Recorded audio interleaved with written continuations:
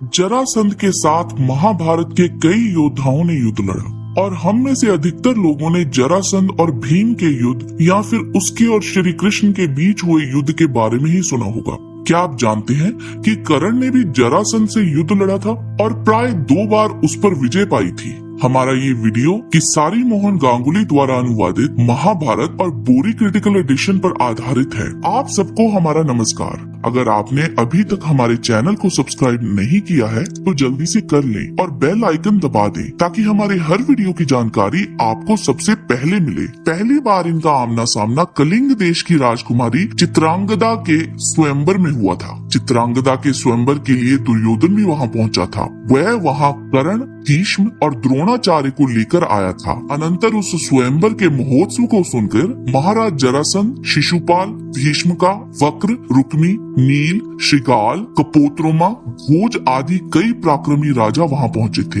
इनके अतिरिक्त कई दक्षिण और उत्तर दिशा के नरेश भी वहाँ पहुँचे थे। तब राजकन्या स्वयंवर सभा में आई और सभी राजाओं के नाम लिए जाने लगे। राजकन्या आगे बढ़ती रही, वह दुर्योधन के भी आगे गुजर गई और ये अपमान दुर्योधन से सहा नहीं गया। उसने राजकुमारी का रास्ता वहीं रोक दिया और भीष्म, द्रोणाचार्य के आश्रय तथा अपने बल के घमंड से उस राजकन्या को जबरदस्ती रथ में बैठा के वहाँ से प्रस्थान कर गया। कर्ण ने अपना रथ दुर्योधन के रथ के ठीक पीछे लगा लिया। तदंतर वे संपूर्ण राजा अस्त्र शस्त्र लेकर कर्ण और दुर्योधन के ऊपर बाणों की वर्षा करने लगे और वहाँ संग्राम छिड़ गया। कर्ण ने एक एक बाण से उन सभी आक्रमणकारी नरेशों के धनुष काट गिराए और उन सभी राजाओं को अपने बाणों के प्रहार से व्याकुल कर दिया और सभी नरेशों के साथियों को मार डाला और बहुसंख्यक नरेशों को परास्त कर दिया। जिनमें जरासंध भी था। वे सभी युद्ध भूमि छोड़कर वहाँ से भाग गए और इस प्रकार कर्ण के भुजा बल से रक्षित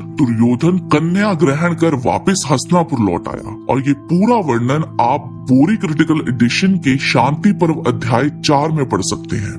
दूसरी बार ये तब भिड़े जब जरासंध ने कर्ण को चुनौती दी थी। मगध देश के राजा जरासंध ने कर्ण के बल पराक्रम को सुनकर कर्ण को द्वैरथ युद्ध के लिए ललकारा। वे दोनों ही परम अस्त्र शस्त्रों को जानने वाले थे। अनंतर दोनों में घोर युद्ध शुरू हो गया। दोनों एक दूसरे पे नाना प्रकार के अस्त्र शस्त्रों की वर्षा करने लगे। धीरे धीरे जब उन दोनों वीरों के धनुष कट गए और तुणीर बाणों से रहित हुए तथा तलवार आदि शस्त्र टूट गए, तब वो दोनों रथ से उतरकर मल्ल युद्ध करने लगे। तब कर्ण ने बाहु युद्ध करने में प्रवृत्त हुए जरासंध के जरा राक्षसी के जोड़े हुए संधि स्थल को छितरा दिया। तब जरासंध अपने शरीर का विकृत भाव देखकर शत्रुता छोड़ कर्ण से बोला, हे कर्ण, मैं तुम्हारे ऊपर प्रसन्न हुआ हूँ। और प्रसन्नता में जरासंध ने कर्ण को मालिनी नाम की नगरी दे दी, जिसे चंपा भी कहा जाता था। इस प्रकार दुर्योधन की अनुमति से वे अंग देश के साथ साथ मालिनी नगरी का भी पालन करने लगे।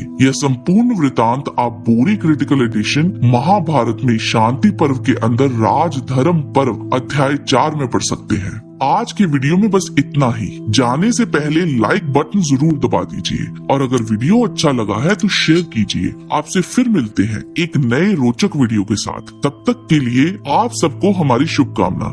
नमस्कार।